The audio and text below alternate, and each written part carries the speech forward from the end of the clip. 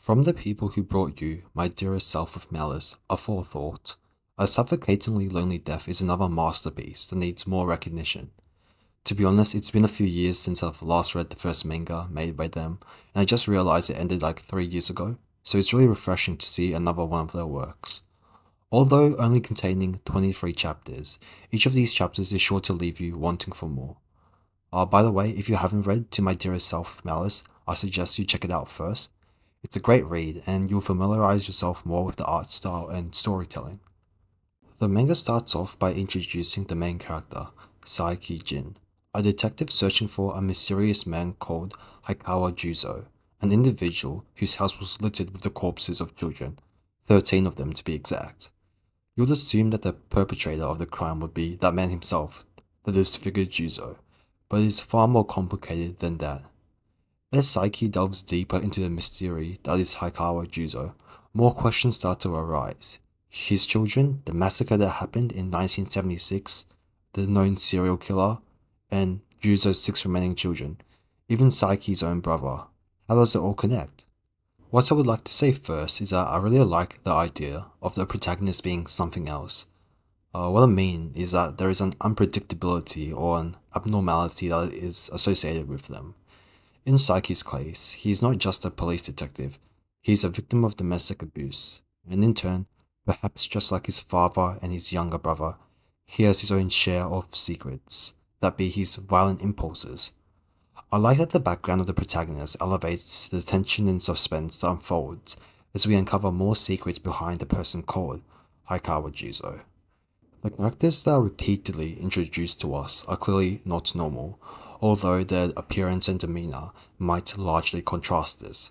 Saiki is revealed to be the assailant behind the multiple instances of violence towards domestic abusers, a product of his own upbringing. His mother, despite being abused by her son, his younger brother, Sasuke, repeatedly tells Saiki that his brother is a good person. Sasuke, she tells him, is broken like their father, and she tells Saiki that his back reminds her of her husband, his father, and his father himself is simply repeating the abuse his own father had inflicted upon him. Both sons are haunted by their father and unconsciously emulate him despite their hatred towards him. There are flaws in many of these characters, and it is intriguing to see this dynamic play out, and the effect it has on not only their own personal lives, but the contribution to the case itself.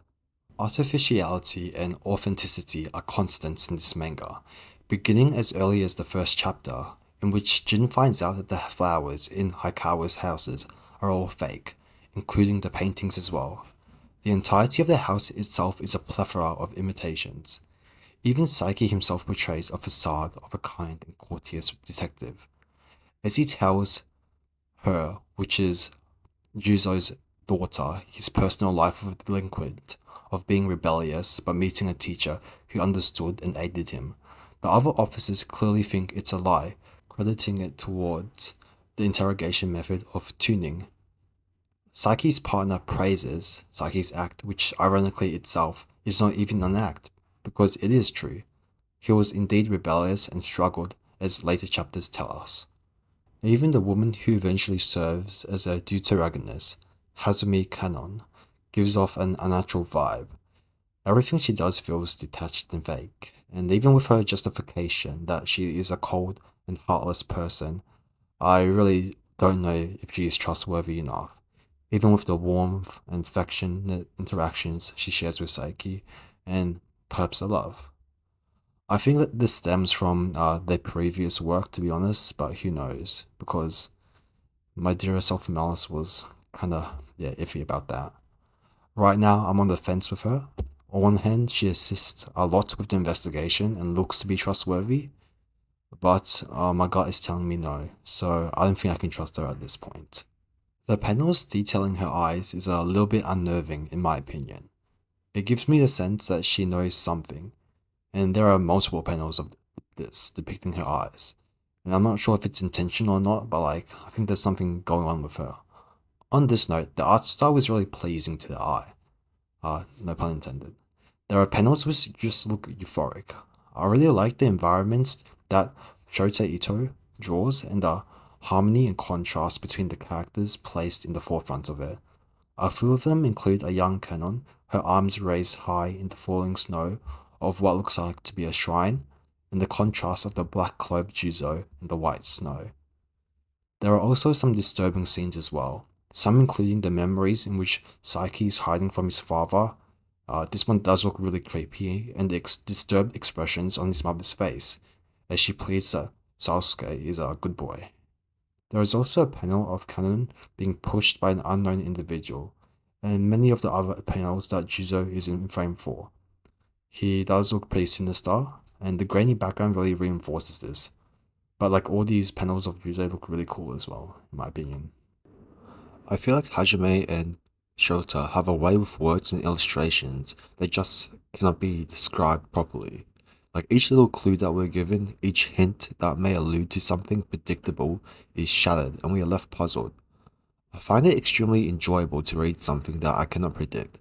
And I've read a great deal of manga, and the problem with them is that, yeah, over time they tend to become tedious, as I already know what's going to unravel.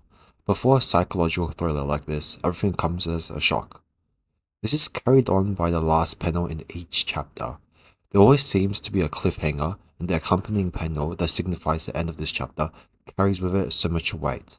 If you look at the chapters, each of the panels looks really cool and holds a great deal of significance. The first chapter, we are introduced to the Angel of Death, Haikawa Juzo, decked out in black, a very cool panel.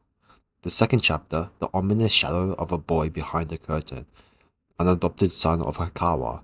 The third, the picture of a young Sasuke. You see the pattern now.